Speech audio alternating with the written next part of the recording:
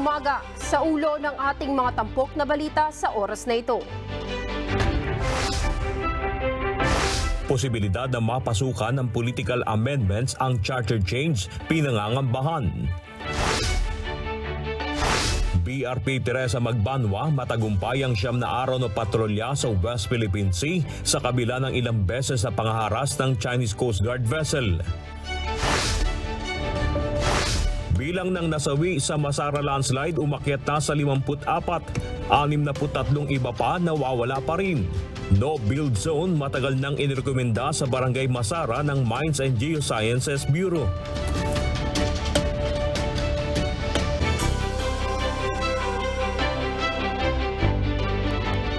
Inaasahang gagawin ng Commission on Elections o COMELEC ang kick-off o simula ng muling pagbubukas ng continuing voter registration sa Kalayaan Island ngayong araw. Alamin ang detalye ng report mula kay Dante Amento live mula sa Villamor Air Base, Pasay City.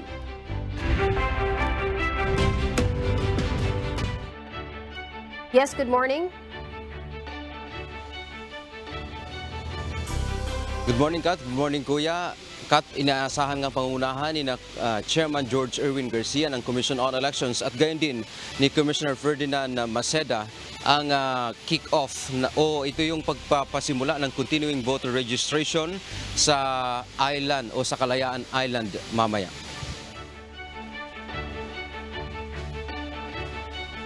Ang bayan ng Kalayaan ay bahagi ng probinsya ng Palawan sa ilalim ng Republika ng Pilipinas. Sa ngayon, Kat, ay nandito nga sa Villamor Air Base sa Pasay City ang team ng COMELEC na tutulak mamaya pupunta sa isla. Ayon kay Chairman Garcia, napaka-symbolic ng kanilang gagawin. Nais din nilang patunayan o ipakita na kahit saang parte ng bansa ay pupwedeng abutin ng COMELEC. Simula ngayong araw, February 12 ay tatagal ang voter registration ng September 30, 2024. Ang voter registration ito ay bahagi na rin ng paghahanda ng COMELEC para sa 2025 midterm o national and local elections.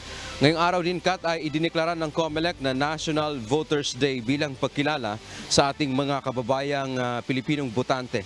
Maging ang Register Anywhere program o RAP ay magkakaroon din mamaya doon sa Kalayaan Island. Bukod sa Kalayaan Island ay magtutungo rin ang komisyon sa iba pang malalayong lugar sa bansa, maging dyan sa parte ng Mindanao region para hikayatin ang ating mga kababayan na magparehistro. Sa February 25 ay magtutungo ang COMELEC sa Baguio City kasabay ng Panagbenga Festival. Target ng COMELEC na magkaroon ng 3 milyong mga bagong botante para sa 2025 midterm elections. Kasabay nga ng muling pagsisimula ng voter registration ngayong araw, paalala ng COMELEC sa ating mga kababayan na huwag nang hintayin pa yung deadline sa September 30 na magparehistro na ng maaga para iwas ng aberya o siksikan sa mga voting center na ilalagay ng COMELEC. At paalala din sa ating mga kababayan, good news ito, Kat, dahil simula din ngayong araw ay wala na pong bayad itong tinatawag nilang voter certification. Ito yung pagkapupunta ka ng COMELEC, hihingi ka ng voter certification para magamit ng ating mga kababayan kapag sila ay halimbawa kukuha ng passport o iba pang mga government document, kailangan kasi ng voter certification. So simula ngayong araw ay libre na rin yung voter certification na ipamamahagi ng COMELEC. Kaya paalala po ng COMELEC sa ating mga kababayan, magtungo lamang sa kanilang tanggapan, partikular dyan sa Palacio del Gobernador para kumuha ng voter certification at yan ay wala namang bayad. At sa lahat ng mga COMELEC office, sa lahat ng mga satellite office ng COMELEC, iba't ibang mga lugar, maging sa mga mall, Kat, ay maaari ding pumunta ngayong araw din ang ating mga kababayan para magparehistro. At tatagal yan ng September 30, 2024. Yan natin ang update mula dito sa Pasay City. Balik sa iyo, Kat. Dante, sabi mo nga kanina, nasa 3 million na voters ang inaasahang dadagdag para dun sa parating na 2025 election. Pero ito bang sa Kalayaan Island, ilan ang inaasahang botante ang magpaparehistro doon? Kat, wala pa rin naibigay ang COMELEC sa atin na exact figure kung ilan yung inaasahan nila o target nilang makapagparehistro dyan sa Kalayaan Island dahil kukunti lang naman ang ating mga kababayan doon. Pero yun nga lang, ang gusto nga lang nang ipakita dito na kahit saan pa yan, baga sulok ng Pilipinas, ay abutin nila. Ang gusto lang nilang ipakita dito na dapat magparehistro yung ating mga kababayan. Kasi ang sinasabi naman dito ng COMELEC, yung Kalayaan Island ay atin yan eh. Bahagi yan ng Pilipinas under Republic of the Philippines at meron niya ang mayor, meron niya ang mga government official na magsisilbi sa kanilang mga constituent. At ang sinabi nga ng COMELEC, from ngayong araw hanggang September 30, more than 3 million yung kanilang target na magkaroon ng bagong botante. At 18 years old, cut, no, pwede nang magparehistro yung ating mga kababayan. O kaya, kahit 17 years old sila ngayon, pero on the day of the election, which is May 12, 2025, 18 years old na sila, pwede pa rin silang magparehistro yung ating mga kababayan. Kat. Maraming salamat, Dante Amento, live mula sa Villamor Air Base, Pasay City. Nangangamba si House Deputy Minority Leader at Teachers Party List Representative Franz Castro sa posibilidad na mapasukan ng political provisions ang isinusulong na pag-amyenda sa konstitusyon. Samantala, nanawagan naman sa Senado ang ilang party list solons na pakinggan si Pangulong Bongbong Marcos Jr. kaugnay ng naisitong maamyendahang economic provision sa saligang batas. Ang detalye sa ulat ni Rosa Licos. Muling nagpahayag ng pagkabahala si House Deputy Minority Leader at Teachers Party List Representative Franz Castro kaugnay ng isinusulong na Charter Change o CHA. Anya, posibleng mapasukan ng political provisions ang pag-amyenda sa konstitusyon at maaaring kasama rin dito ang term extension. Una na nitong sinabi na pain lamang ang isinusulong na economic CHA. Isang bahagi yan ng Charter Change. So nangangamba rin kami na kapag binuksan yung charter change ay magagalaw din yung mga political provisions, magagalaw din yung term extension. Ito ay lalo na't may mga mambabatas din anyang nagtutulak nito sa dalawang kapulungan ng Kongreso. Kasi meron na nagsulong yan eh. Marami na tayong makasamahan sa House of Representatives at mukhang dito sa Senate meron na rin nagsusulong noong mga political provisions. Si Pangulong Bongbong Marcos Jr. iginiit na ang planong pag-amyenda sa konstitusyon ay lilimitahan lamang sa economic provisions nito. Samantalang si House Speaker Martin Romualdez muling binigyang diin na hindi nito inaadvokasya ang political amendment sa 1987 Constitution. Nanawagan naman sa Senado ang ilang party list solons na pakinggan si PBBM kaugnay ng economic CHA. Si Ako Bicol Party List Representative Raul Angelo Bongalon na miyembro ng House Committee on Constitutional Amendments, hinikayat ang Senadong isaalang-alang ang pahayag ng Presidente para sa mabilis na pag-unlad-anya ng ekonomiya ng bansa. At si ang Asosasyon sang Mangunguma nga Bisaya o Mangunguma Party List Representative Lex Anthony Colada, iginiit na sa kasalukuyang Congress kinakailangang maipasa ang pag-amyenda sa saligang batas at hindi sa susunod na Kongreso o administrasyon.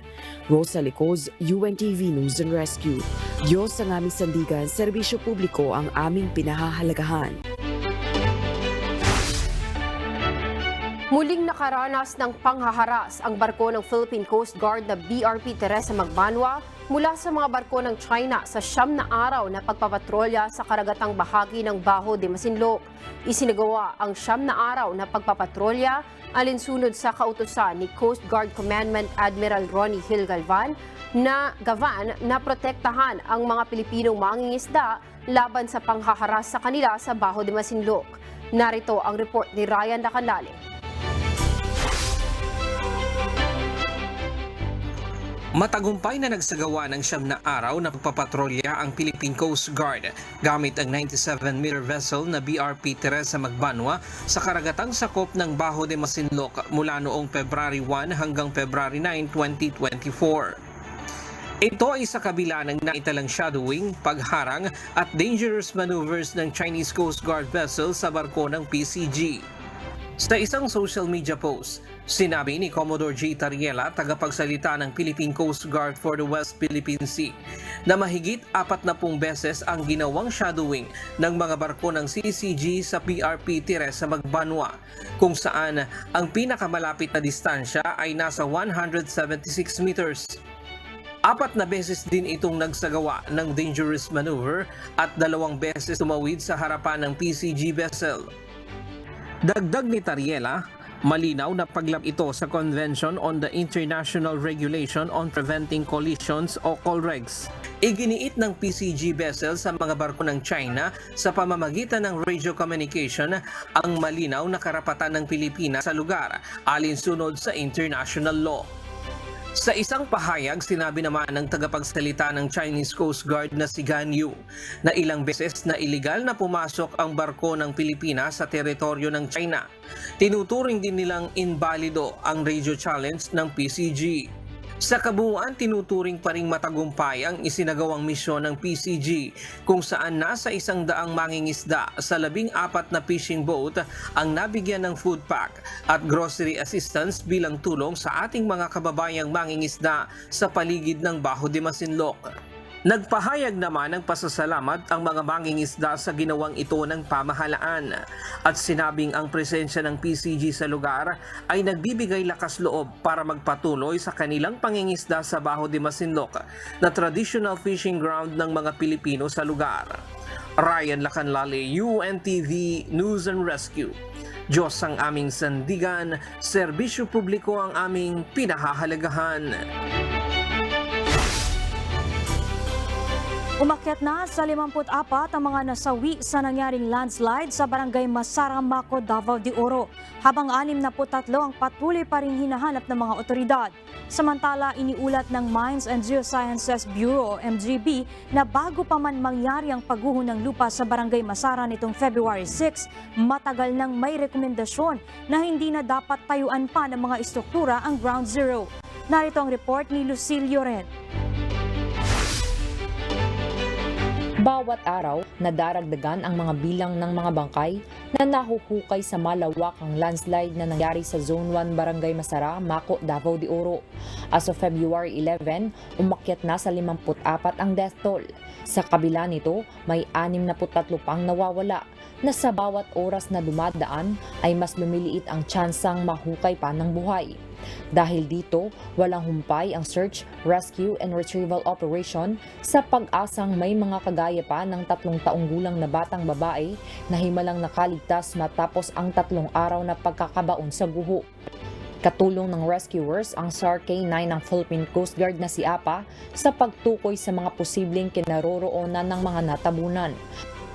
Ang Aspin Golden Retriever din ang nakalocate sa 3 taong gulang na batang survivor. Nasa stable na itong kondisyon pero sumasailalim pa rin sa ilang eksaminasyon. Miyero daw na miyero na katabi ng bata and then the ate. So parang may vacuum kaya doon may hangin para sa kanya, may pocket space para sa kanya. Samantala, ayon sa Mines and Geosciences Bureau o MGB, bago pa man ang landslide sa Barangay Masara nitong February 6, matagal nang may rekomendasyon na hindi na dapat tayuan pa ng bahay at mga istruktura ang Ground Zero. Nilinaw din ng ahensya na walang kinalaman ang minahan na nag-ooperate sa barangay sa nangyaring landslide. Ang mga lupa kasi dyan is made up of volcanic plastics, no? So ito po yung mga bato dati na sa pagputok ng mga bulkan, and it is easily being weathered and eroded. Barangay Masara was already identified, even yung area po na nag-landslide was already identified as a critical area. So in 2008, we all know na nagkaroon na po ng ganitong klase pagkahulog ng lupa. That is why it was already recommended, no, na maging na siya, a no-build zone. Ayon naman sa provincial government, matagal nang inabisuhan ang mga residente na delikado ng tirhan ang pinangyarihan ng landslide. Pero may mga pinipili pa ring manirahan sa lugar. Sinabi ni Davao de Oro Governor Dorothy Gonzaga na isa sa prioridad nila ngayon ang agad na mahanapan ng ibang lugar na malilipatan ang mga apektadong residente, lalo na ngayong hindi magamit ng mga estudyante ang mga paaralang ginagamit na evacuation center ng mga lumikas. Hihirapan lang po tayo talaga sa Maco kasi wala pang definite na recommendation ng MGB kung saan natin sila pwedeng ilipat. Lucille Uren, UNTV News and Rescue. Diyos ang aming sandigan, serbisyo publiko ang aming pinahahalagahan.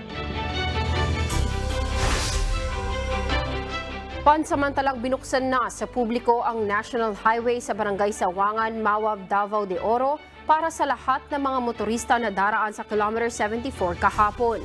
Sa kabila nito, ayon sa Department of Public Works and Highways o DPWH, kailangang ipatupad ang 10 to 15 km per hour speed limit, no overtaking, 100 meters distance apart para sa malalaking sasakyan, at no dropping by for taking pictures. Kailangan din ng mga motorista na sumunod sa road signages o traffic directions.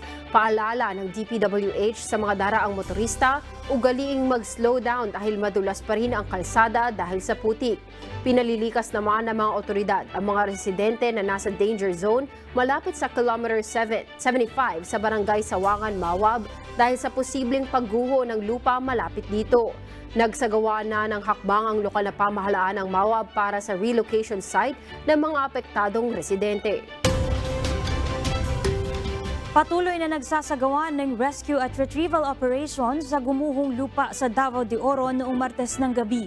Samantala, bumisita at nag-abot ng tulong si Vice President Sara Duterte sa mga naapektuhan ng pagguho sa Davao de Oro. Ang detalye sa report ni Jed Neresina. Bisita ni Vice President at Education Secretary Sara Duterte ang Nueva Visayas Gymnasium sa bayan ng Mawab, Davao de Oro. Ito ang nagsisilbing evacuation center para sa humigit kumulang 24 na pamilyang naapektuhan ng nangyaring landslide sa munisipalidad ng Maco noong nakaraang Martes. Kinumusta ng Vice Presidente ang kalagayan ng mga pamilya roon dahil ang ilan ay naghihintay pang mahanap ang kanilang mga mahal sa buhay. Kasabay ng pagbisita ni VP Sara ang patuloy na rescue at retrieval operations sa lugar. Inilunsad naman ang Office of the Vice President Kalusugan Food Truck para sa mga evacuees.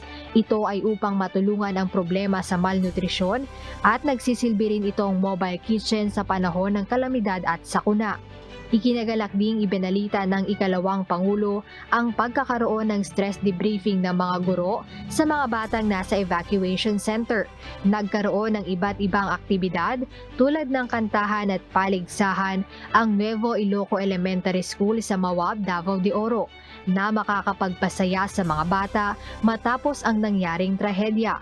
Handa naman ang opisina ng Vice Presidente na magbigay ng anumang tulong na kailangan ng mga apektadong residente. Jed Neresina, UNTV News and Rescue. Diyos ang aming sandigan, serbisyo publiko ang aming pinahahalagahan. Iniulat ng National Disaster Risk Reduction and Management Council o NDRRMC kahapon na umabot na sa 738 million pesos ang kabuuang danyos sa infrastruktura na dulot ng mga nangyaring pagbaha at landslide sa Mindanao.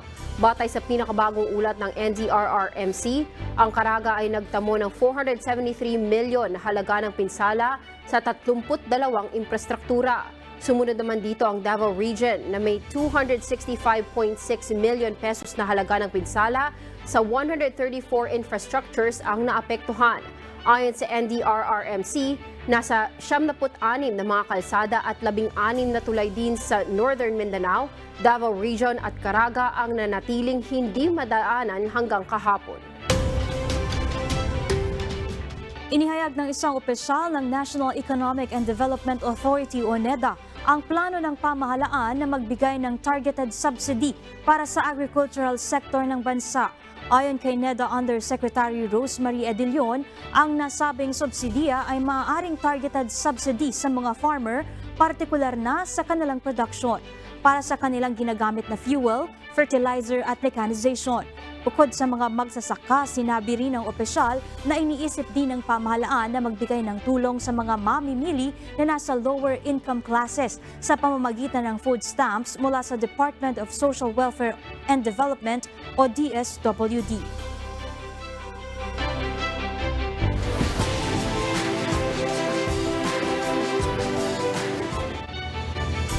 Humigit pa sa inaasahan ang pagdami ng mga trabaho sa Canada noong buwan ng Enero. Sa kabila nito, nagkaroon naman ng pagbagal sa pagtaas ng sahod sa bansa.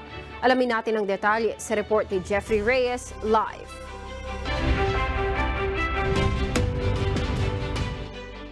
Yes, Jeffrey, good morning.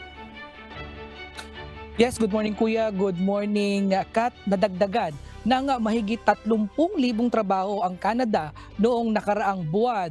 Mas mataas ito ng 15,000 job growth ayon sa pinakahuling ulat ng Statistics Canada. Nangunguna ang part-time work na nanggagaling sa services sector sa mga karagdagang trabaho na naitala dito sa Canada noong January 2024. Bukod dito, naitala naman ang pinakamalaking dagdag sa sektor ng wholesale and retail na sinundan naman ng finance-related jobs. Taliwas din ito sa inaasahan ng mga ekonomista na pagtaas ng unemployment rate sa 5.9% mula sa 5.8%. Nitong nakaraang buwan ay bumaba sa 5.7% ang unemployment rate sa bansa. Ito ang kauna-unahang pagbaba sa loob lamang ng 13 buwan. Ayon din sa naturang job reports, nagkaroon ng bahagyang pagbagal sa wage growth ng bansa kasabay ng job growth.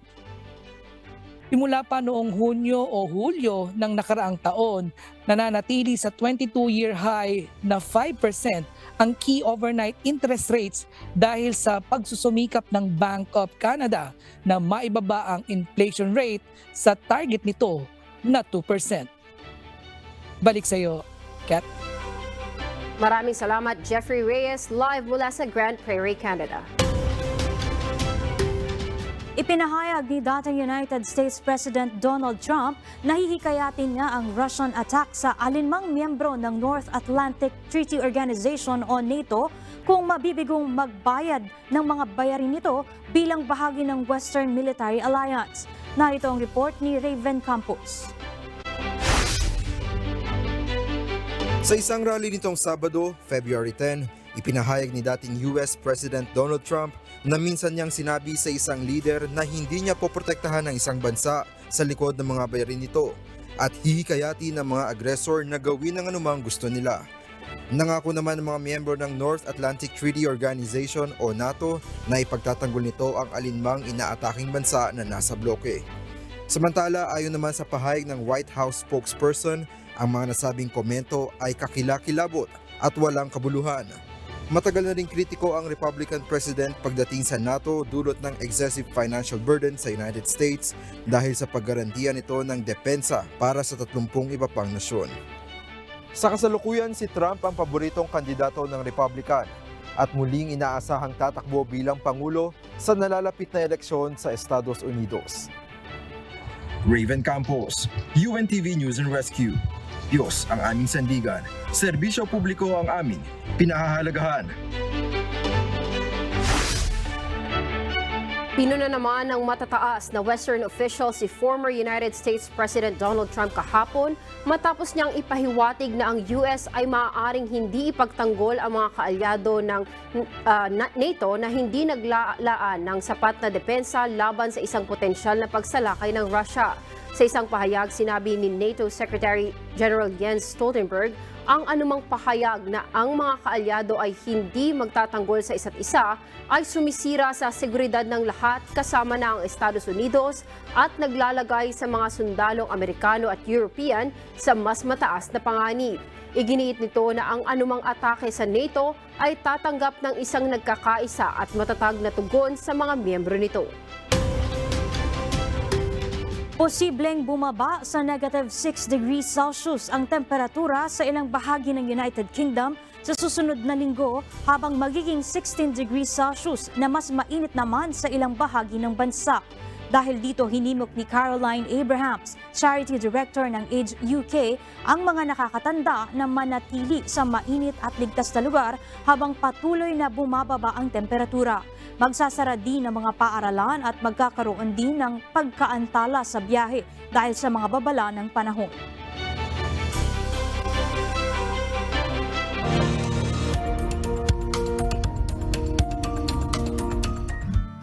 Para man po sa ating weather update sa ating bansa, patuloy na makakaapekto sa silangang bahagi ng Visayas ang shear line, samantala apektado naman ng amihan o northeast monsoon ang Luzon. Maulap na kalangitan na may kalat-kalat na pagulan at pagidlat, pagkulog ang mararanasan sa eastern Visayas, Capiz, Aklan, Iloilo, Bicol Region at Romblon. Samantala, maulap na kalangitan na may mahinang pag-ulan naman ang mararanasan sa Cagayan Valley, Cordillera Administrative Region, Aurora at Quezon. Bahagyang maulap naman hanggang sa maulap na papawirin na may pulupulong mahinang mga pag-ulan ang mararanasan sa Metro Manila at natitirang bahagi ng Luzon. Maulap hanggang sa maulap na papawirin na may pulupulong mga pag-ulan o pagkidlat, pagkulog ang mararanasan sa natitirang bahagi ng bansa. Wala namang binabantayang low pressure area o bagyo sa loob at labas ng Philippine Area of Responsibility.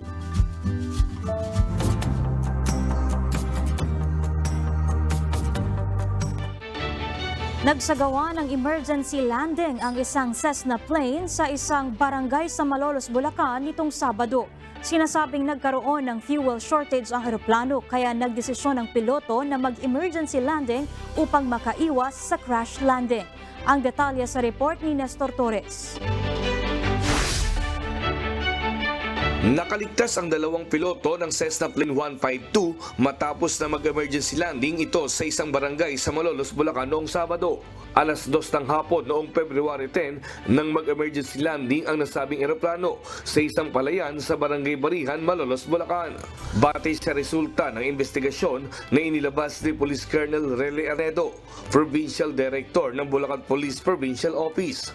Sinabi nito na nagsasagawa ng routine flight ang nasabing Cessna plane mula sa Subic patungong Plaridel Airport sa Bulacan nang nagkaroon umano ito ng fuel shortage. Kaya nagawa ng piloto na mag-emergency landing. Iniulat naman ng Civil Aviation Authority of the Philippines o CAAP na ang nangyaring insidente ay dahil sa engine failure ng eroplano. Samantala, ang dalawang piloto ay kinilalang si Captain Ismael Argonza at ang estudyante nito na si Inigo Martin na iniulat na nasa maayos na kalagayan. Nestor Torres, UNTV News and Rescue. Diyos ang aming sandigan, serbisyo publiko ang aming pinahahalagahan. Posibleng tumaas pa sa mga susunod na araw ang presyo ng rose at ilang bulaklak sa Dangwa, Manila. Ayon sa nagtitinda, mataas na din ang bigay sa kanila ng kanilang mga supplier sa Benguet dahil in demand ito ngayon sa Baguio City dahil sa nalalapit na Panagbenga Festival. Mula sa Dangwa, Manila, may live report si Hari Ilagan.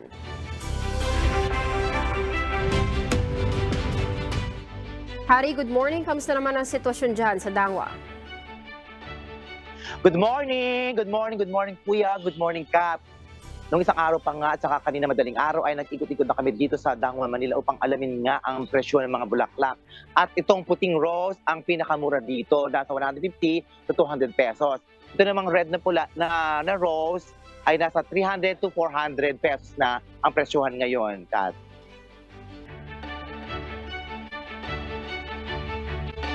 Ayon sa nagtitinda ng bulaklak dito na si Lynn Calixto, posible pang tumaas ang halaga ng mga bulaklak sa mga susunod na araw. Dahil mataas na din aniya ang bigay sa kanila ng kanilang supplier sa Benguet. Dahil ang ibang supply gagamitin sa Palagbanga Festival sa Baguio City. Mataas na rin po. Kaya syempre pag darating dito, medyo mataas na rin po yung price. Pinakamurang rose dito sa Dangwa ngayon ang small size na mabibili sa 150 hanggang 200 pesos per bundle na dati ay nasa 50 pesos hanggang 120 pesos lamang. 200 pesos naman sa medium at 300 pesos sa large. 400 hanggang 500 pesos naman sa extra large. Mas mahal naman ngayon ang pula at pink na rosas dahil mabenta ito ngayon sa may mga wedding anniversary at mga regalo sa may birthday ngayong buwan. 500 pesos naman ngayon ang small red at pink rose, dating 300 hanggang 400 pesos per bundle. 600 pesos naman sa medium at 700 hanggang 800 pesos naman sa large.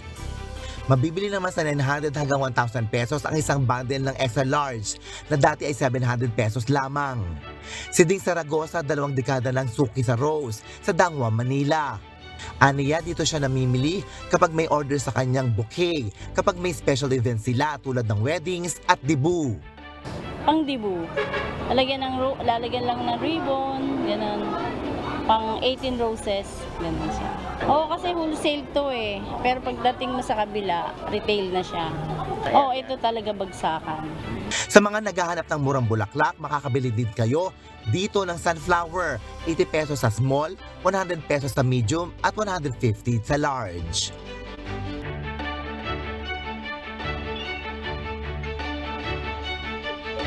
Sa ngayon ay dagsa pa rin ang ating mga kababayan dito sa bagsakan nga ng bulaklak dito sa Dangwa, Manila upang mamili ng bulaklak para sa holiday season katulad ng birthday at saka ng wedding anniversary. Yan muna ang update. Balik tayo, Kat!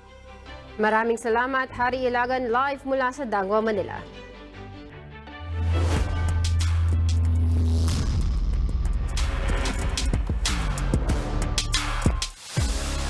Muling nabuhay ang tsansa ng defending champion AFP Cavaliers na makuha ang automatic ticket sa semifinals ng UNTV Cup Season 10.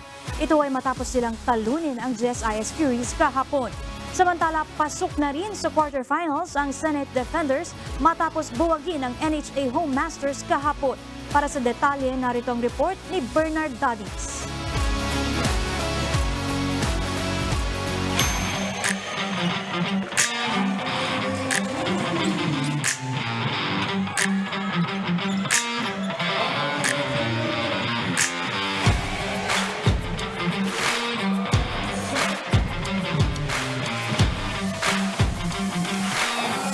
Buhay na buhay pa rin ang kampanya sa Liga ng Public Servants ng Senate Defenders. Ito ay matapos ang impresibo nilang panalo kontra sa powerhouse team ni Coach Bennett Palad na NHA Home Masters sa score na 91-81. Sumandig ang defenders sa veterano na si Jeffrey Sanders na kumolekta ng 24 points, 6 rebounds at tig-2 assist at steals.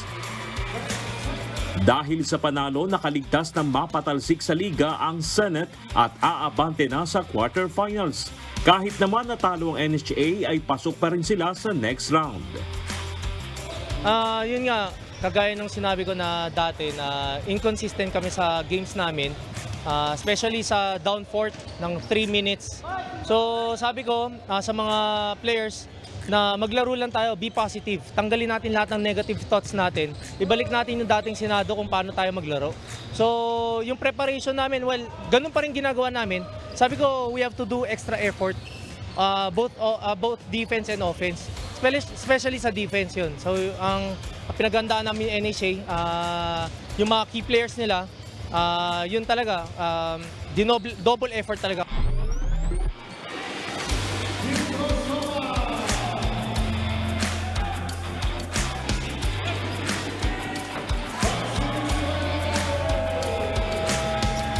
At sa second game, mas nanaig ang pagiging veterano sa liga ng defending champion AFP Cavaliers laban sa GSIS Furies sa kanilang bakbakan kahapon sa Paco Arena sa Maynila. First quarter, yamado ang GSIS with 6 points sa pangunguna ni Renny Boy Bansali na may 7 points para itala ang 12-18. Second frame, nakabuelta agad ang AFP nang magpalit ng second unit ang GSIS. Si Darwin Cordero ang tumimon sa Cavaliers with 8 points, kabilang ang 2 beyond the arc. 36-34, naagaw na ng AFP ang abante matapos habulin ng 10 points na lamang ng GSIS. Third kanto, effective ang hustle plays ng AFP as they snatched 4 steals at napuwersa nilang mag-commit ng 6 turnovers ang GSIS. Kaya naman kontrolado pa rin nila ang ball game. Last quarter, na-control naman ng Cavaliers ang rebound plus na-dominate din nila ang assist kaya di na nakabalik pa sa rhythm ang GSIS hanggang sa maubos na ang oras, 88-69, panalo ang Cavaliers. Best player of the game si Boyet Bautista na kumamada ng 20 points, 4 mula sa 3-point area, 5 boards, 6 dimes at 3 steals. Dahil sa panalo, balik sa second spot sa standings ang AFP at nag-aabang na lang sa resulta ng laban ng DA Foodmasters at Ombudsman Grabbusters sa pagtatapos ng second round elimination sa February 14 para sa final top 1 and 2 na automatic na aabante sa semifinals. Habang ang number 3 hanggang 8 ay magtutuo sa quarterfinals. Yung nga, galing kami sa talo na nakaraan kasi medyo may mga lapses kami sa depensa. Importante sa amin to kasi hinahabol namin yung second spot. At least kahit second spot para doon sa semis kung magkakaroon kami ng tsansa. Kaya more on na ginawa namin sa ensayo nila Coach Eugene, nila Coach Jeff, pinukusan namin yung mga kulang namin especially doon sa transition defense sa half court. Yun lang ang ginawa namin bago review lang kami ng mga plays. Sa kabila ng pagkatalo, pasok pa rin sa quarterfinals ang GSIS Furies. Samantalang eliminated na ang PNP Responders at Malacanang team OP-PMS Trailblazers. Burger Daddy's UNTV News and Rescue. Diyos ang aming sandigan, serbisyo publiko ang aming pinahalagahan. Niiwang mga salita ng Diyos na ating sandigan mula sa Book of Hebrews chapter 10 verse 13 na nagsasabi, For ye have need of patience, that after ye have done the will of God, ye might receive the promise. Sapagkat kayo'y nangangailangan ng pagtitiis, upang kung inyong magawa ang kalooban ng Diyos, ay magsitanggap kayo ng pangako. Happy viewing po sa lahat na nakatunin sa ating programa ngayong Monday morning. Aside sa inyong TV sets, mapapanood niyo po ang Good Morning Kuya sa UNTV News and Rescue official YouTube channel at sa Good Morning Kuya Facebook page. Kaya like, share, and subscribe! That's right! At para sa mga kababayan natin nakaantabay, narito po ang ating advisories for today.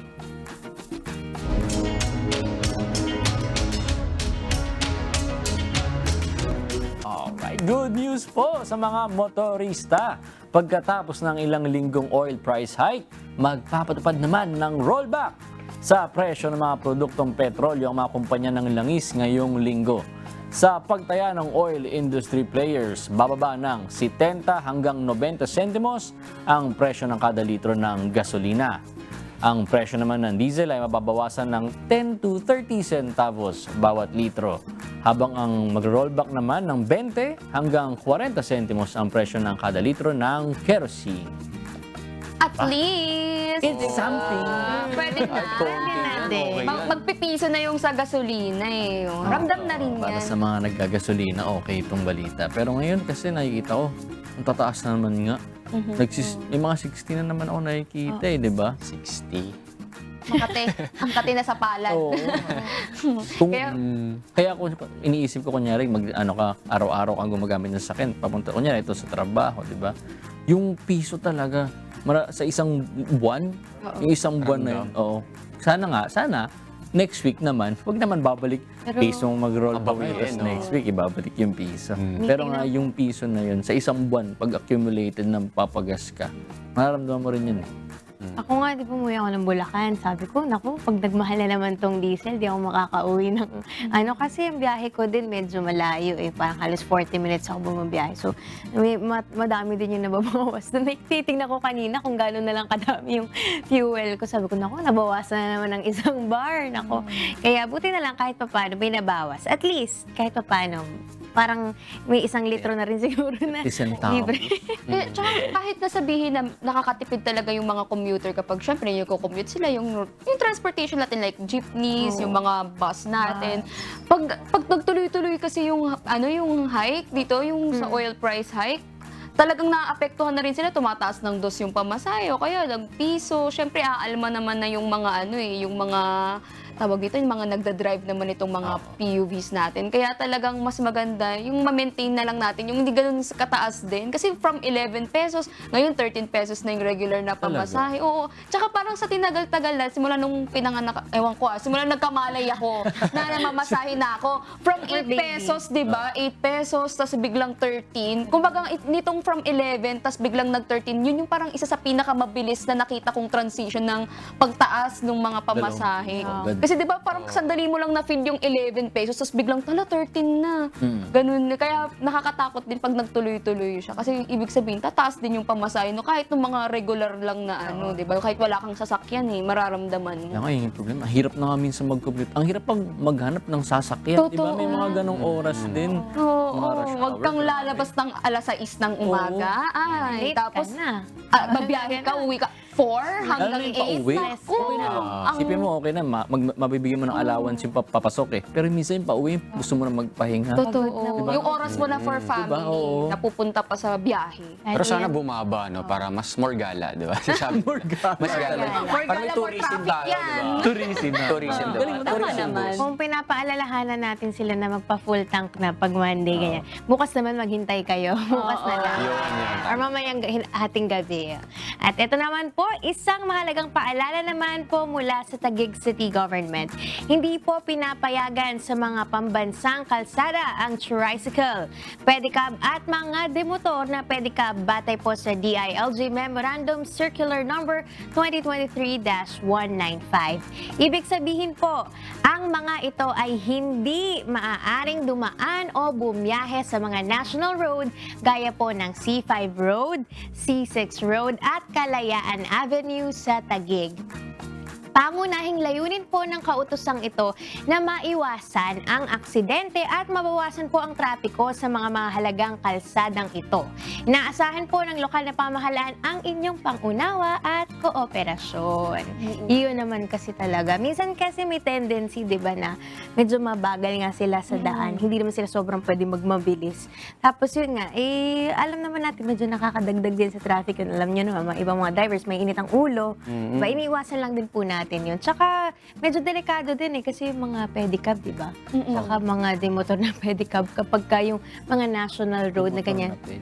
Yung baka mga e-bikes. Para mga, o kaya sidecar. Or sidecar, gano'n. Tricycle, tricycle. Tsaka nakakita rin ako ng ganyan kasi minsan yung mga tricycle na yan, ang sakay niyan, estudyante. Ganon. Tapos ang gagawin niyan, dun sa likod na 3 ang sasakay. May nakakita na ako yan sa national. Minsan meron pang bata sa harap. Meron pang bata sa gitna. Kaya nakakatakot din para dun sa safety din ng mga nakasakay dito. Siyempre, nagmamadali karamihan ng mga nandyan. Mabilis kasi pag mga national road, di ba?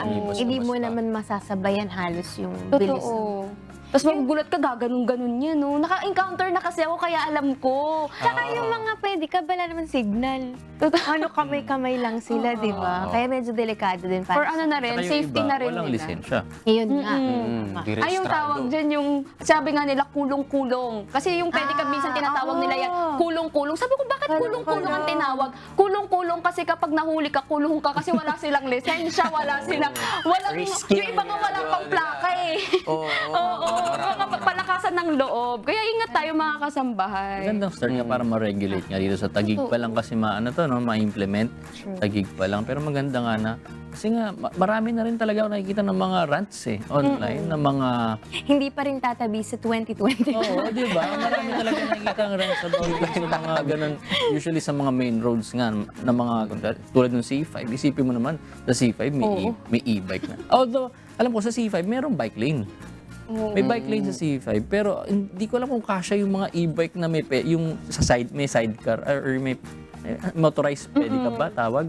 Or yung pedicab na may maanan. Hindi ko alam kung kasya sila doon. Pero meron designated bike lane sa C5. Pwede sila doon. Pero kung nyari, makikipag-git-gitan ka na kasama ng mga sasakyan doon sa may gitnang lanes. Medyo nagkakakos talaga ng traffic kapag ganong klaseng sasakyan na pupunta din sa mga ganong klaseng kalsada. Hindi lang siya sa Taguig, talagang sa lahat ng mga national road natin. Kung in-implement na rin talaga. Ito? Oo. DILG memorandum, Oo, DILG memorandum na pala siya talaga. So dapat hindi lang sa Taguig to, talagang sa lahat. National road. Sana lang po tayo po ay makikooperate po. Pangunawa lang po mga kasambahay. Eto naman mga kasambahay sa mga nabotenyo naman dyan na naghahanap ng trabaho. Nangangailangan po ang lokal na pamahalaan ng Navotas ng mga sumusunod. Ito pong mga hinahanap nila, isang statistician sa City Planning and Development Office, isang administrative assistant o internal audit clerk, 2 dog catcher o pound keeper sa City Agriculture Office, isang utility worker sa General Services Office, 5 special education o SPED teacher at 2 ALS teacher sa School Division Office of Navotas, at isang school police naman sa Kapitbahayan Elementary School. Makikita po ang pamantayan ng kwalifikasyon, duties and functions at iba pang listahan ng mga kinakailangan sa link na tinyurl.com/chrdo-021424. Para po sa mga interesadong aplikante, magpasa lamang po ng mga sumusunod na requirements sa City Human Resources Development Office sa first floor ng ating City Hall o mag-email sa chrdo@navotas.gov.ph. Ito po yung mga kailangan nyong i-prepare mga kasambahay if interesado po kayo, no? Letter of application addressed to Mr. Ryan S. Icasas, City Human Resource Development Officer, at ilagay lamang ang posisyong ina-applyan. Accomplished personal data sheet, copy of CSC Certificate of Eligibility or valid PRC license or ID if applicable, copy of valid driver's license kung driver po ang ina-applyang trabaho. At para po sa iba pang impormasyon, tumawag sa CHRDO sa numerong 8281-8531 Local 106. Ang deadline po ng aplikasyon ay hanggang sa February 14, 2024. Naku, malapit na ngayong Wednesday na yan mga kasambahay. So kung ngayon nyo palang nalaman itong advisory na ito dito sa Navotas, mas maganda mag-prepare na kagad ng mga requirements para makahabol pa kayo hanggang dun sa last day. Kasi sayang, ang daming openings, mga job offers, tapos yung isa, 5 pa yung hinahanap nila. Kaya sayang din yung pagkakataon na this 2024 ay magka-work tayo. At kung nung January, no, wala sila nahanap, meron pa rin naman sa February. Kumbaga parang, huwag tayong mawalan din ng pag-asa. Totoo. Laban lang. Meron yan. Catcher. Kailangan, requirements mo dun papatakbo yun. Inisip ko nga sana sa amin din, magkumuha naman sa barangay namin. Kasi minsan may mga talaga may mga aspin, may mga aspin na kalat. Minsan nga may mga tawag dito? Sila yung nag-aalaga dun sa mga aspin, kaya tuloy parang lalong dumadami dun sa lugar namin. Masyado nilang binibili. Oo. Kahit hindi naman sa kanila. Although siguro kasi animal lovers sila. Pero nung kailan nagkakaroon ng ganun na impounding. Kasi minsan sobrang dami, tapos kumpulan sila, parang ikaw na yung mahihiyan dumaan, diba? Ang okay lang kung hindi aggressive. Problema Tambayan kasi nila yun. Ba't ba tayo dumadaan kasi? Tambayan nila. Hindi siya nakakatakot yung hahabol na talaga sila. Yung mga ganong klase na talaga ng mga Mas maganda talaga, meron din tayong mga dog catcher din dun sa ating mga barangay, sa ating mga lugar. At para maging na rin to, babala na rin dun sa mga may-ari ng mga kumbaga meron silang mga alaga, diba? Na huwag nilang pabayaan na pakalat-kalat, diba? Tapos pag nahuli, ay iyak-iyak ngayon, yung aso niya daw nandoon. Ba't natin pinabayaan kasi? Kaya nga sa amin, may tinatawag na pag-aso mo, tali mo. Kasi meron namang nakakagat din sa amin ng mga ganyan, mga bata, mga SN sa villages namin. Ang dami ding mga bata na... Hindi, marami kasing mga bata dun sa labas din ng village. Kaya maganda yan, no? Sa amin na yun. Hindi, yun nga, meron mga ganong patakar. Siyempre, responsibility natin yan. Kapag nakakagat, kayo rin mapeperwisyo. Siyempre, yung papa-injekan mo yung nakagat niya, hindi naman pwede na hayaan mo lang na may mangyari doon. Gastos yan. Dahil dyan, ampunin nyo na po yung mga puppies namin, mga aspin. Madami ba kayo? Nag-public service. May sariling advisory yan. Magbigay ka rin ng contact details. Oo nga, maglagay na kaya ako from Giginto, Bulacan. Kasi ang dami mo ng alaga rin. Ang dami kang bantay. Hindi, ang Kailangan dami mo, na- kailangan mo Sila yung bantayan. binabantayan. Uy, yan, Kaya ikaw naman, na. pag madami kayong aso, ang nangyayari, hindi na makaalis yung may-ari. Dahil ang wala daw magbabantay sa mga aso nila. Nabaliktad na yung trabaho. Baliktad na. Yan, sige, tara, moving on naman tayo. Abiso po sa mga residente ng Makati City. Good news po sa inyo dahil simula ngayong araw, February 12, ay extended na po ang oras ng operasyon ng mga sumusunod na health centers sa lungsod. Ito po ay ang Bangkal Health Center, Poblacion Health Center, Kasilawan Health Center at Guadalupe Nuevo Health Center. Bukas po ang mga ito mula alas 6 ng umaga hanggang alas 10 ng gabi. Lunes po ito hanggang Biyernes para po rin sa mga lahat din ng Makatizens at Embo residents. Kung may concern po kayo sa inyong kalusugan, pumunta lamang po sa mga health center para magpa-schedule. Yun para sa mga Bata ako. Kasi parang pagbata ka, lagi kang sakitin, gano'n, kakalagnat, or magkakasugat. Dati nun, mga... Parang ikaw lang yata yun. Hindi, ako rin. Actually, hindi kasi pag baka nasa, nasa Batang Kalye, gano'n. Parang... Batang Kalye din ako. Batang Kalye din sa amin. Baka iba yung environment namin. Pag ulan nga oo.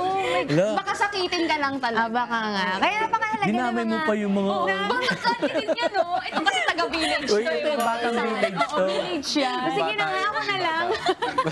Ang kanina natin. Pero hindi, Ay, siya naalala ko suki kasi ng health center, ganun. pag pumunta kami sa mga health center, napakahalaga na bukas talaga sila. Totoo. Kaya napakahalaga ng announcement natin na yung mga health centers, dapat laging bukas. Ngayon kasi nakikita ko yung health center na pinupuntahan namin noon, nung bata ako, parang laging sarado. ay sarado. Or minsan abandoned na nga, parang ganun. Pero ito buti extended hanggang 10 p.m. Kasi parang dati naalala ko, nasa 8 pa lang ata, parang wala na. Pero ito extended, para nga naman sa mga may trabaho ng simula, di ba? Mga 9 to 5 jobs. Para meron pa silang extension, syempre, babiyahe pa yan. Traffic, di ba? Kakain pa ng oras. Kaya maganda na may mga extended. Pero hindi lahat hindi lahat sa Makati. May mga nabanggit lang na mga health centers. Kaya i-make sure natin na tamang health center yung, kumbaga nabanggit na health center, yung mga pupuntahan natin. Kaya from 6 a.m. to 10 p.m. Ang laki rin Pwede ng humabol. role nila kasi yung sa iba na aminin man natin sa hindi, talagang sa household, minsan wala marunong ng first aid.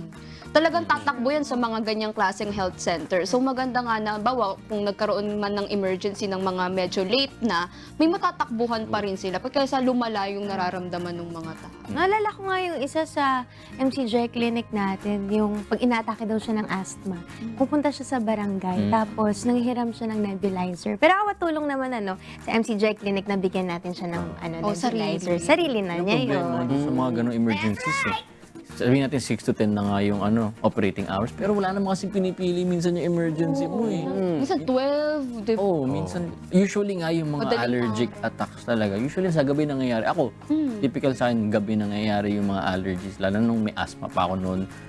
Habang natutulog talaga, matutulog na lang. Bigla akong mahihirapan huminga sa mga ganong oras. Wala kang mapupuntahan. Saka ngayon kasi 'di ba pa summer na nararamdaman na nga natin yung init, mauuso na naman yung mga heat stroke na yan, ganyan. Tapos yung mga ano-anong mga sakit na mararamdaman tuwing pa summer na. So napakamahalaga na sana extended pa rin hanggang sa wag na natin i-extend lang, talagang buksan na lang natin sana yung health center.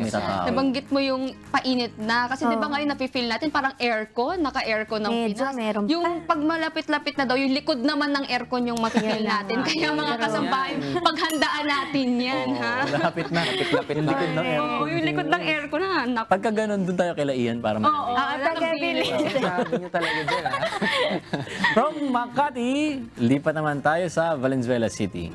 Pinababatid po ng pamahalaang lungsod na simula po ngayong araw, February 12, 2024, ang pagkuha ng distribution ng health certificate ay isasagawa na sa 3S Center, Maysan Road. Katabi po ito ng Police Clearance Unit. Maaari ring mag-apply para sa health certificate online sa www.valenzuela.gov.ph. Para sa iba pang updates, i-check lamang ang official Facebook page ng Valenzuela City Gov. Alright, mas maganda nga sa mga gantong services din na ma-promote din natin yung mga matawag dito, online na mga forms or online na mga services. Kasi, syempre, iba naman, di naman talaga lahat may sasakyan. Oo. Magko-commute ka pa para pumunta, kunyari mag-aasikaso, maglakad. Kasi ako minsan tinatamad talaga ako. Totoo na. Pero pag nalalaman ko minsan na pwedeng online, o di ba para mas mas nai-incentivize ka na, sige, asikasuhin ko na to. Kasi Kasi online lang naman, kumbaga less hassle. Kasi isa yun sa mga, kakain ng oras mo.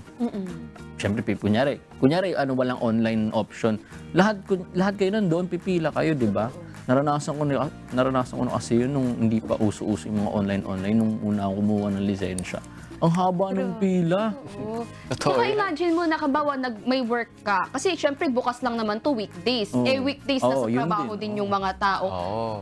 A-absent siya, so sayang yung kikitain niya, di ba? Kumbaga, ang daming isasakripisyo nung kukuha nung lisensya. Imbis na mailaan niya pa dun sa mga oras na mas mapapakinabangan niya rin.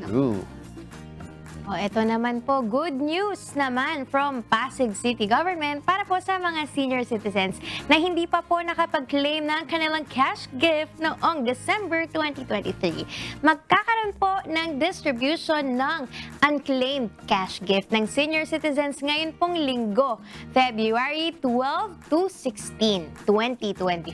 At tatagal po ito hanggang sa susunod na linggo mula February 19 to 20, araw po yan ng Lunes at Martes. Huling pagkakataon na po ito para makapag-claim ng cash gift ang mga senior citizens na hindi nakuha noong isang taon. Para po ma-access ang listahan ng senior citizens na hindi nakapag-claim ng kanilang 2023 cash gift noong December 2023 at para po makita ang requirements at schedule per barangay, i-check lamang po ang official Facebook page na Pasig PIO at Pasig City OSCA. Ayun, no? Sa mga hindi nakapag-claim pa po, maaari siguro yung mga apo, pamangkin, or kung sino man yung mga kasama ng ating mga senior citizens sa bahay, or kung teki naman yung ating mga senior citizens, pwede nyo pong ma-check yan, yung mga requirements, tapos yung schedule po, para din ma-schedule nyo din kayo sa sariling oras nyo kung kailan nyo pwedeng kuhain din. Pero malaking bagay yan para sa mga senior citizens natin, pambili ng maintenance nila, tapos pambili ng mga gusto rin nila. Yun ang nakakatuwa dito sa Pasig. Parang ang sarap din mag-retire. Diba kasi naaalala ka kahit di ba? Na kahit na nasa katandaan ka na, wala pa layo pa.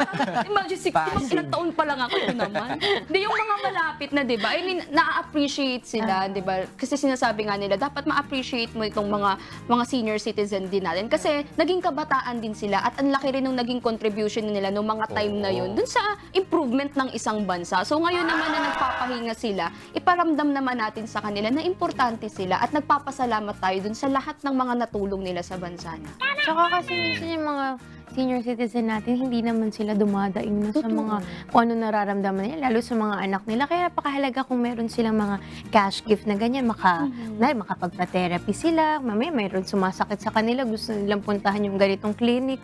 At least, di ba, magamit nila yung pera na yun, kahit papano.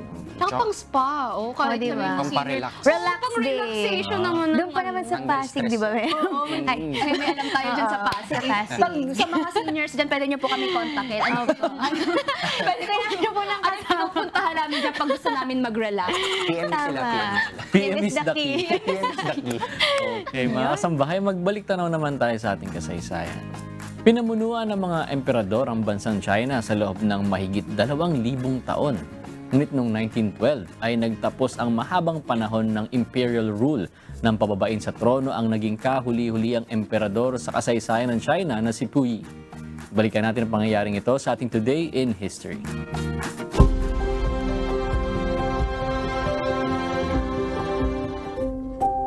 February 12, 1912, sa araw na ito ay sapilitang pinagbitiw sa trono ang 6 na taong gulang na emperador ng China na si Puyi. Ang pagbaba sa pwesto ni Puyi ay nagsilbing marka sa pagtatapos ng mahigit 2,000 taong imperial rule sa kasaysayan ng China. Si Puyi ay isinilang sa Beijing, China noong February 7, 1906 at ang kanyang ama ay isang prinsipe na nagngangalang Sai Feng. Nang mamatay ang emperador noong 1908 ay napili ni Empress Dowager Cixi ang 2 taong gulang na si Puyi upang umupo sa trono at humalili bilang emperador ng Qing Dynasty. Ngunit nagsagawa ng revolusyon ang grupong nagsusulong ng reforma at puwersahang pinababa sa trono ang 6 na taong gulang na emperador noong 1912. Sa kabila nito ay pinahintulutan siyang mamuhay sa palasyo, ngunit makalipas ang ilang panahon ay nagtungo siya sa Tianjin na isang kolonya ng Japan. Mula 1934 hanggang 1945 ay tumayo siyang emperador ng Japanese puppet state ng Manchukuo sa Manchuria. Taong 1950, nang maupo sa kapangyarihan, ang Chinese Communist Party sa ilalim ng pamumuno ni Mao Zedong ay binilanggo si Puyi sa salang pagtataksil sa sariling bansa noong panahon ng ikalawang digmaang pandaigdig. Ngunit noong 1959 ay pinalaya siya at itinalaga bilang hardinero sa Beijing Botanical Gardens. Namuhay si Puyi bilang isang ordinaryong mamamayan sa mga nalalabing taon ng kanyang buhay at pumanaw noong October 17, 1967 sa edad na 61.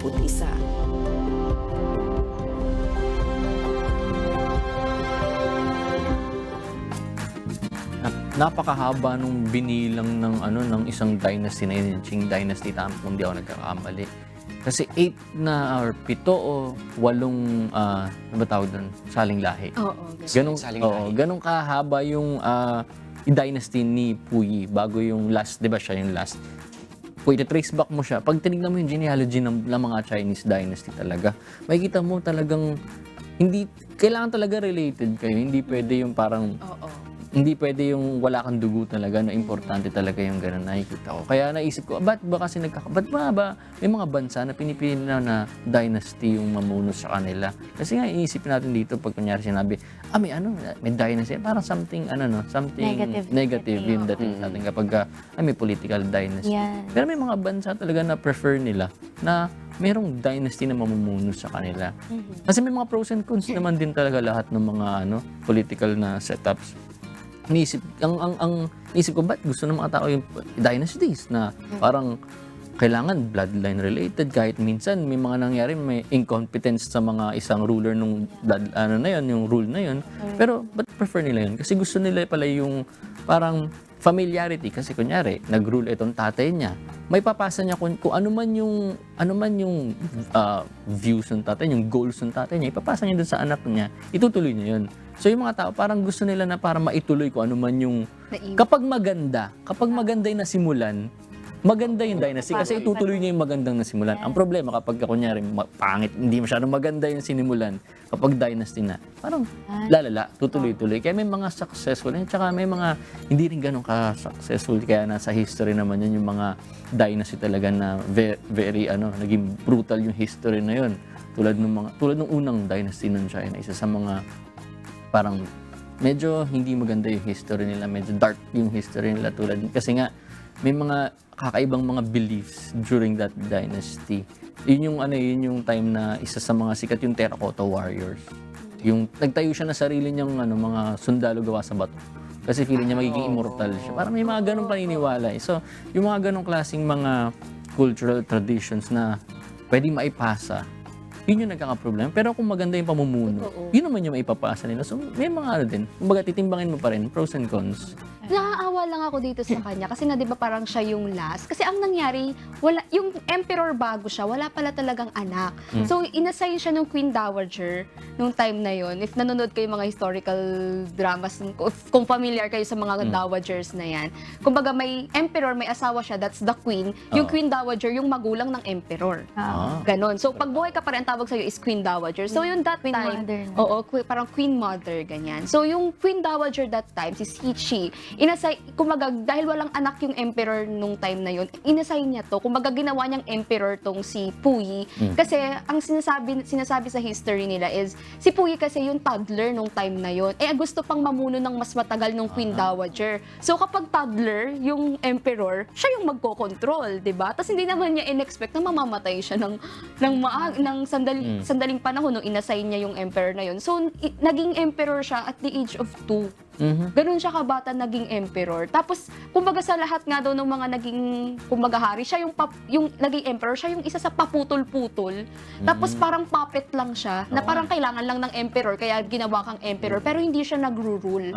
Ganun din yung, parang nakokontrol lang talaga siya. So parang, hindi ko, parang kung ako titingin, maganda rin na kahit paano, nagbuhay rin siya nung mga late years niya, na nabuhay siya as a normal citizen. Di ba, naging ano nga siya, gardener, tapos after that, naging ano siya, kumbaga, naging researcher naman siya.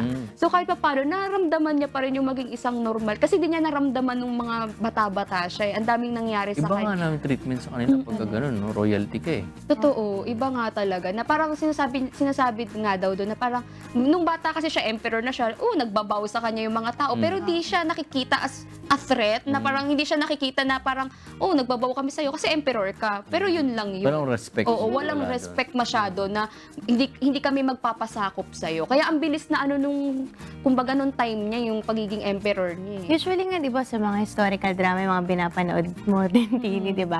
Pinapakita din dyan yung mga hinuhun ng mga emperors, di ba? Nagte-training din sila. Kasi kailangan nilang mag-lead dun sa kanilang mga tao. Tapos, parang sila yung nilo-look up na parang leader sa mga ganyan. So, parang yung sinasabi First mo... son yan lagi. Oo. Yung sinasabi mo nun na hindi man lang siya, parang puppet lang siya. So parang sunod-sunuran nga lang. Actually, nung naging commoner na nga siya, sinabi niya na, hindi siya sanay mag-tie ng shoelace niya, hindi siya nakapag-make ng bed niya, hindi niya kayang gawin ng mag-isa. Kasi parang halos lahat, all his life, meron siyang mga maids, may mga servants siya.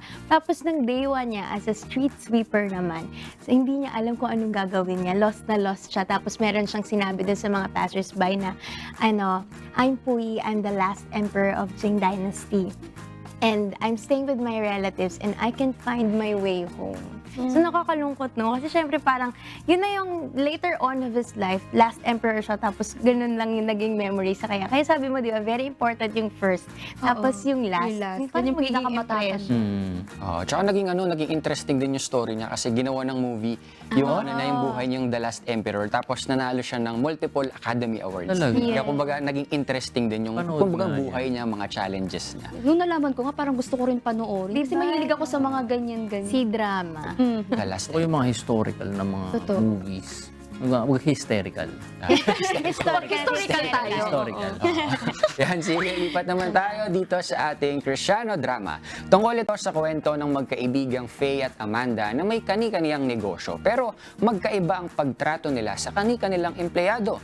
Panoorin kung paano ipapakita ni Faye sa kanyang kaibigan ang tunay na definition ng pagiging marunong at matalino. Let's watch this.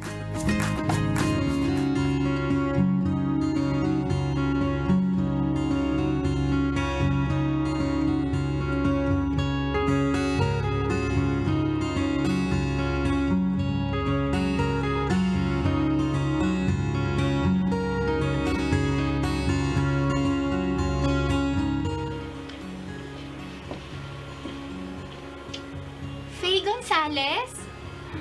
Oh my, long time no see. How are you? Amanda? Yes, this is Amanda.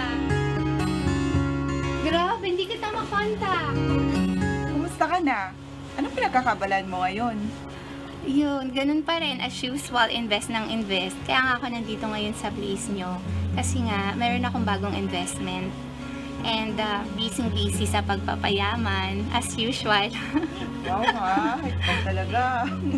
Ikaw, girl, miss kita. Anong pinagkakaabalan mo ngayon? Ayun, eto okay lang. Meron akong poultry, tsaka babuyan. Sumasama na din ako sa mga charities. Wow, that's good for you.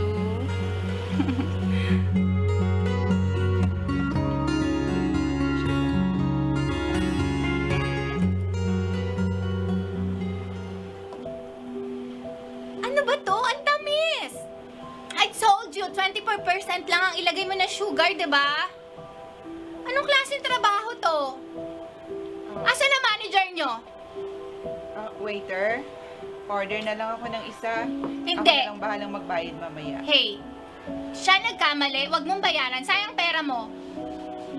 Ano ba yan? Nakaka-high blood. Dapat to hindi pinapasweldo eh.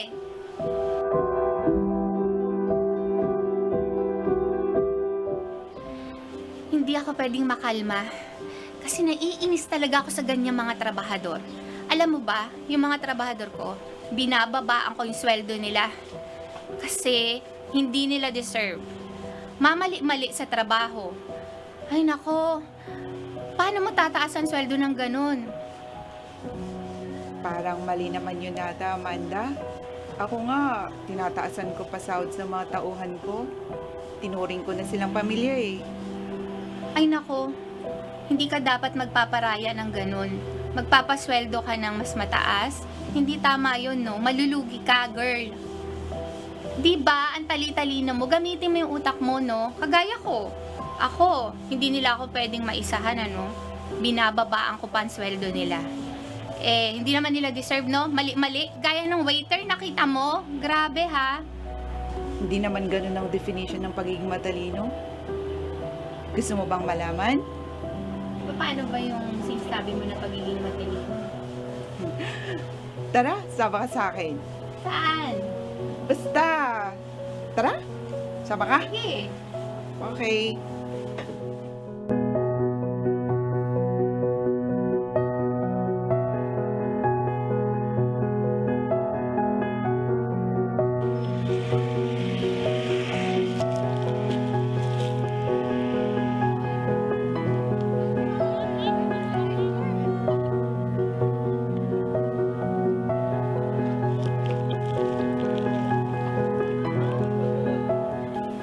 Brad Ed, pasuyin muna po ako nito. Salamat po sa Diyos. Okay po ma'am, ingat po. Salamat po sa Diyos. Ate, meron po kayong pambili ng pagkain natin? Brad Ed, pasuyo po ako. Pakibigyan po itong bata. Sige po ma'am. Salamat po sa Diyos.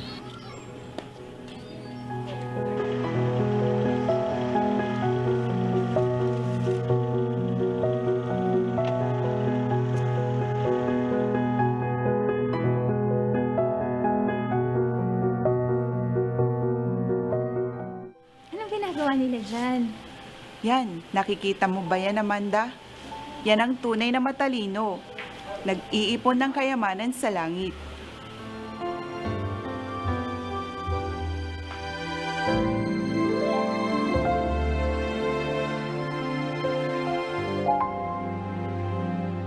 Akala ko, medalya, kayamanan na achieve ko, pera at diskarte ko sa negosyo, ang definisyon ng pagiging marunong at matalino. Pero mali pala ako. Buti pa si Faye. Kahit na hindi siya nakakakita, hindi naman bulag ang puso niya. Samantalang ako, nakakakita nga ako. Pero mahabang panahon pala akong naging isang bulag. Ngayon ko lang napagtanto, ang tunay na matalino ay ang isang taong naghahanda para sa buhay na walang hanggan. Tulad ni Faye at tulad nilang lahat.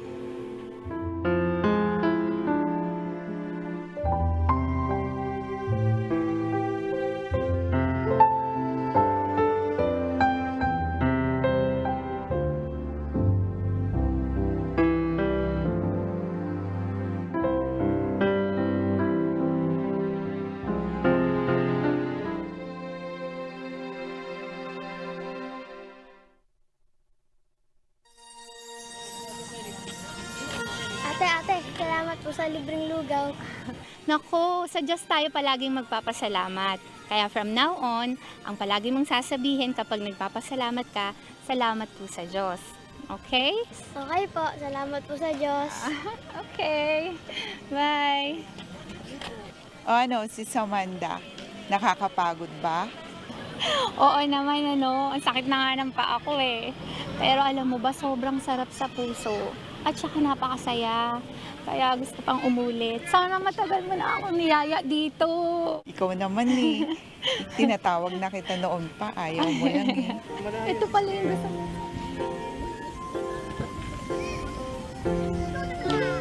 Sino ang marunong at matalino sa inyo? Ipakita niya sa pamamagitan ng mabuting kabuhayan ang kanyang mga gawa sa kaamuan ng karunungan.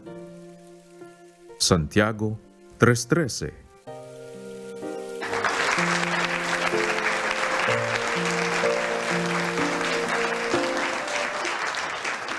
Pinakita sa atin, no, yung kumbaga dalawang perspective ng tao na yung isa is, ang definition niya ng pagiging matalino is kapag marami kang pera, marami kang na-achieve na, kumbaga, na medals, ganyan, recognition. Pero yung isa is, kumbaga, yung pagiging matalino is yung nag-iipon ka ng kayamanan para sa kabilang buhay, di ba? Ang inyong magandang definition niya na kahit hindi siya nakakakita, pero yung puso niya sa mabuting gawa, tuloy-tuloy. Hindi katulad nung isa na parang sinasabi niya, pag matalinong tao ka, dapat kapag may mali, talagang aanuhin mo.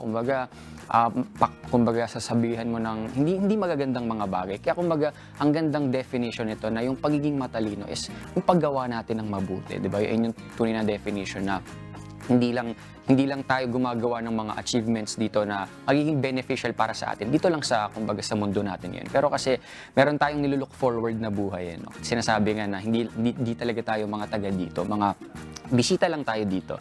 Dapat ang pinagpe-prepare natin o pinaghahandaan natin is yung susunod na buhay, which is eternal, di ba? Kaya magandang example sa atin ito yung pagiging matalino, diba, sa paggawa din ng mabuti. Tsaka syempre yung pag-maintain din natin ng kayamanan na dapat mapapakinabangan natin, which is eternal nga. Gumawa tayo ng mabuti. And speaking of paggawa ng mabuti, mga kasambahay, sa layunin na maabot ang mas maraming nangangailangan ay iba't ibang gawain ng pagkakawanggawa ang nilahukan ng mga kapatid sa Members Church of God International sa dako ng North America. Nariyan ang pagvo-volunteer upang mag-repack ng mga pagkain sa mga food relief centers at ang pagbubukas ng MCGI Free Stores sa iba't ibang lugar doon.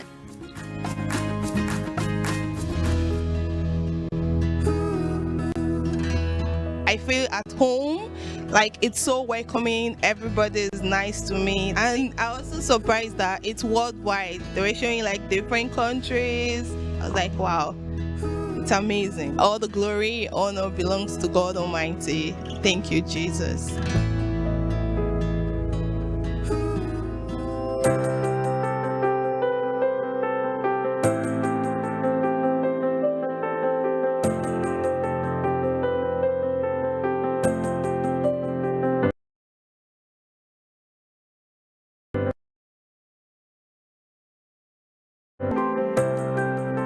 My message for the MCGI would be that we greatly appreciate the work that you guys do here. Volunteerism is the lifeblood of the food bank. Without volunteers like you, we wouldn't be able to do what we do on such a large scale. So we appreciate all the hard work that you do. Everybody was really kind. Everybody was just happy to volunteer. And then after you guys volunteered, you cleaned up everything that I asked you to do. And beyond that, I just really appreciated that overall.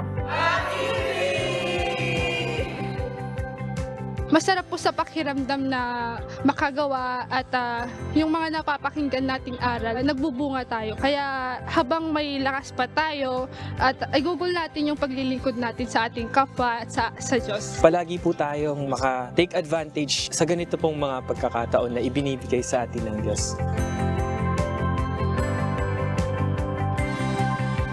I was invited to come here by Sister Anna. We work in the same place. Since I've been in Canada, this place is like the, I would say, awesome place I've ever been to. I feel at home, like it's so welcoming. Everybody is nice to me. Like I don't want to even go home. So I'm really happy. I'm happy. Like I just felt I am among my families, even if I'm African. Like I felt like home. And I was also surprised that it's worldwide. They were showing like different countries. I was like, wow, it's amazing. All the glory, honor belongs to God Almighty. Thank you, Jesus. The positive thing which I see with the MCGI is they're taking care of a lot of people across the world, and they're taking care of different social activities around the world, like medical is there. They're reaching out the people in different corners. There was needy which around us. So that's a big insight for me. Yeah. Naramdaman ko po dito ang talagang pagbibigayan na may pasasalamat po. Talaga pong lahat po ay nagbibigay po sila ng masaya. Lalo-lalo na po sa araw ng Piyesta ng Diyos. Kasi po, ito po talaga yung sineselebrate po natin ang kaarawan ng pagpapasalamat din po natin lalong-lalo na sa Diyos, bibigyan ng pagpapasalamat. At yun lang po, ramdam po dito talaga na isa lang po ang Espiritu at napakasaya po ng mga kapatid dito. Tapos ramdam po ang kabutiang loob. Kailangan talaga magtutulong-tulong tayo para magawa nating lahat yan. Kaya magtutulong-tulong tayo na makasunod sa kautusan ng ating Panginoong Hesukristo para tayo tumibay. With God's help, we will persevere and we will continue dun sa atin pong pagsisikap na gumawa ng mabuti sa lahat, lalong-lalo na sa kasangbahay sa pananampalataya.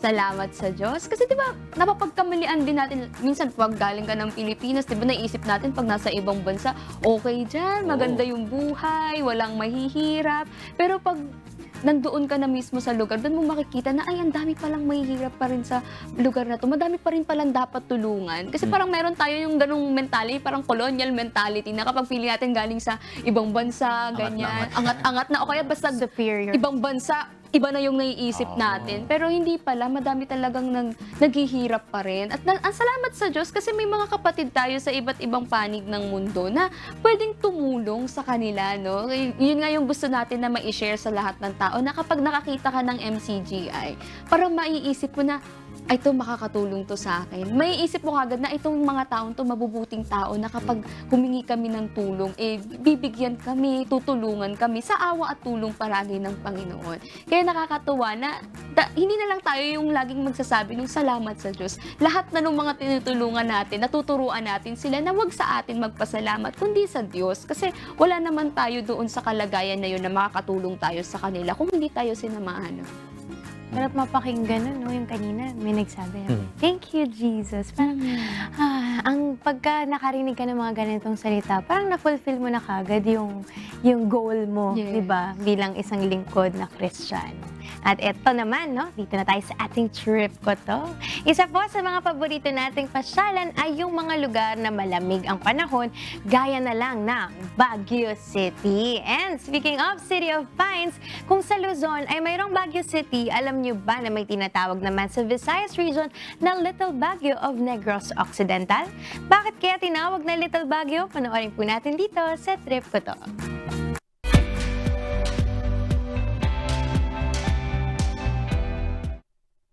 Good morning, Kuya! At good morning, mga kasangbahay! As the cold continues, we also continue to explore the wonders of nature. Kaya kung ready na kayo, samahan nyo kami sa pag-iikot dito sa Little Baguio of Negros Occidental, ang Don Salvador Benedicto! Ready na ba kayo? Let's go!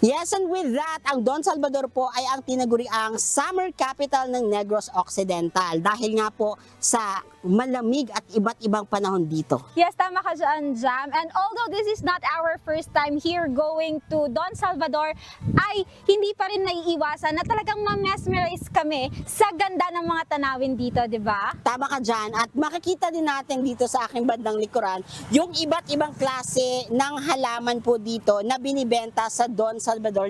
Yes, at kanina nga habang tayo ay bumabiyahe, marami kaming nakita na mga iba't ibang uri ng mga halaman which I know our plantitos and plantitas will surely like. At isa nga doon sa mga favorites mo ay ang tawag nila na money plant. So, dito sa Don Salvador, mostly mga budget-friendly ang kanilang mga halaman dito. So, it ranges from 25 pesos to 3,000 pesos. At meron ka na niyan na mga indoor and outdoor plants. Di ba ang galing lang iisipin natin, Erica, no? Hindi lang mga pamprutas o yung pang vegetables yung andito sa Don Salvador, kundi mga halaman din ang binibenta. At yun ay isang mga specialty ng Don Salvador Municipality. Yes, tama ka dyan.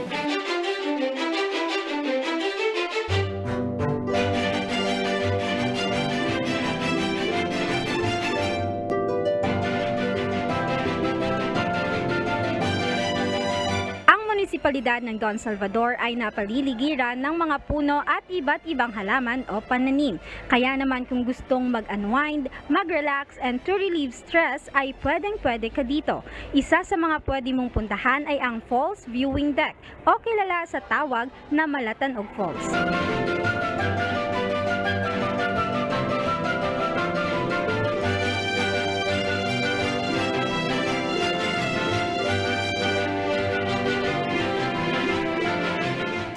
At syempre mga kasambay, hindi pwedeng hindi mapuntahan ang isa sa mga dinarayo dito sa Don Salvador. Ito ang Jomax Peak. Ano bang andito, Erica? Yes, tama ka dyan, Jam. Isa sa mga tourist destination dito nga sa Don Salvador ay ang Jomax Peak. And they are open 9 a.m. till 5 p.m. At sa mga gustong mag-overnight ay pwedeng-pwede dito ang reservation and walk-ins 5 p.m. till 8 p.m. At for as low as 150 pesos ay mai-enjoy mo na ang scenery. Kasama na rin dyan ang isang cottage para sa inyong magpamilya at isang kape. Ayan, kaya sa mga gustong mag-overnight, worth 1,000 pesos lang ay good for 5 people na. Kaya naman mga kasambahay, I suggest kapag pupunta kayo dito ay magdala kayo ng payong at the same time makapal na jacket dahil ang klima dito sa Don Salvador ay pabago-bago. Minsan maaraw, Minsan maambon. Ayon. So dapat handa po tayo at itong Jomax Peak or overall itong Don Salvador ay para talaga sa lahat ng mga generations. If you wanted to relax and unwind, punta na kayo dito. So ano ba hinihintay nyo? Tara na!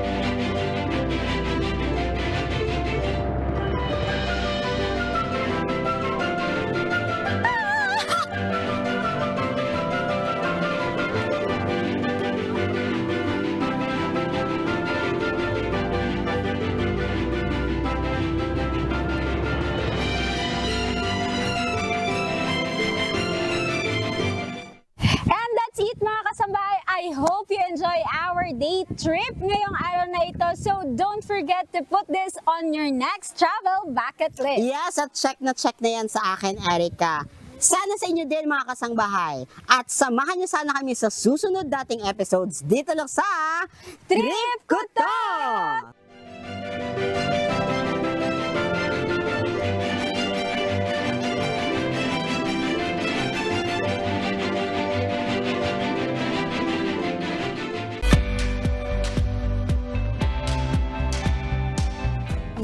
ganda ng Little Baguio. Ito nga yung binanggit ko kay Tini kanina, na dito mo ma-realize sa ating mga segments ng trip ko to na ang dami talagang magagandang lugar dito sa Pilipinas. No? Kaya sana makapunta rin tayo sa mga nature trip naman. Kasi kung minsan, ang gusto natin puntahan yung mga nakaraan natin kasing segment, di ba? Mga mall, ganyan. Pero ito mga nature trip, masarap din dahil nga yung isa nating kasama, magde-nature trip Uy, yan. wala pa. Mamaya, hindi matuloy. Kayo rin. Sinabi. Surprise! Hindi, sino ba dito yun? Nag-react kasi ako. Bakit ako nag-react? Hindi ko sinabing ako. Masyadong guilty. Pero nakakatuwa yung mga ganito ang segment kasi nakakatulong din tayo sa Philippines, of course, sa ma-promote natin yung ating mga tourist spots. Siyempre, kapag mas madaming nakakabisita sa atin, mas lalaki rin yung, kumbaga, kita rin ng mga, natin, yung mga kapwa natin Pilipino na nandun din sa area na yun. Saka mas mapopromote natin yung tourism natin, Siyempre, lalo ngayon, pagka, very, tayo active sa social media, di ba? Mag-post lang tayo, tatanong na, uy, saan yan? Mas may mga magsusunuran na ngayon, lalo pag nag-viral pa mga posts mo, di ba? True. Tulong tayo sa tourism din. Yes. Love Ngayon naman, ngayon, sige. Ito naman, greetings naman tayo. We would like to thank Lendasan Gas Corporation, your partner for all industrial and special gases needs. Their other products include regulators, welding and cutting outfit, centralized supply and manifold system, and pipeline installation. For inquiries, please contact them at 8824-0867 and 8824-9360. And of course, Dr. Joseph Lee would like to thank Genesis Organic Spirulina. Para laging malusog, masigla at malakas ang buong family, mag-Genesis Organic Spirulina. Ang Genesis Organic Spirulina ay isang uri ng superfood na siksik sa protina, vitamins at antioxidants na kailangan ng ating katawan. Ito ay 100% organic and natural at walang balansang amoy kaya sigurado kang high quality. Siguraduhin may complete nutrition kaya everyday with a trusted superfood, Genesis Organic Spirulina. For increase in orders, contact 0977-688-5730, also available online and selected Mercury Drug outlets. And we would also like to thank Pag-ibig Fund. Mas malaki ang contribution, mas malaki ang ipon. I'm getting the Pag-ibig I deserve. Pag-ibig regular savings, top up na. Yun, at belated happy 7th anniversary pong muli kay Brother Amiel Pascual. At hello din po sa lahat ng mga kapatid dyan sa South Korea. And we would like to thank Clary's Flower Shop. Surprisingly beautiful. For your flower needs and requirements, order at Clary's Flower Shop through their Facebook page or at 0917-867-7477. Clary's Flower Shop is located at 0461 Sampaguita Street, Barangay Biclatan, General Trias City, Cavite. And we would also like to thank Adlaon Optical. Visit their branches in Baliwag, Bulacan at Super 8 Warehouse and beside Kong Pancho. They also have a branch at Aliw Complex, Calvario, Mikawayan City. We also reach them at 0922-878-5911. Happy Monday, mga kasangbahay. Good morning din and happy Sabbath anniversary kay Sis Tabitha Arbo. Binabati rin po kayo ni Elijah ng happy Sabbath anniversary. Wow. And good morning din and thank you sa Bella Skin Beauty Lounge. They are located at 17 Scout, Ibardolaza Street, Diliman, Quezon City. For appointments and inquiries, you may call them at 0916-288-0308 or message them on their Facebook and Instagram at bellaskin.qc. Thank you po, Ms. Ann Cruz, and to all the staff of their QC branch. Stop wishing you had great skin and get it. Relax and let Bella Skin Beauty Lounge take care of your skin. Maraming salamat po ulit sa lahat ng mga nanood sa atin simula kaina sa ating Rise and Shine segment with Kuya Daniel. Bukas, magkita-kita tayo muli, God willing, dito lamang sa Good Morning, Kuya!